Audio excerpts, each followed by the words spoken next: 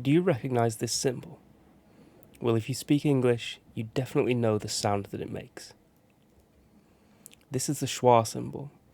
It's a reduced, unstressed vowel sound, and not only is it the most common vowel sound in English, it's the most common sound in the English language, period.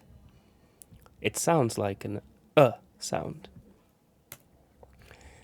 Any of the 6 vowels in English can sometimes be pronounced this way. About, item, animal, occur, album, analysis. Here are some more examples. Across, adopt, along, broken, stolen, frozen, April, cavity, evil,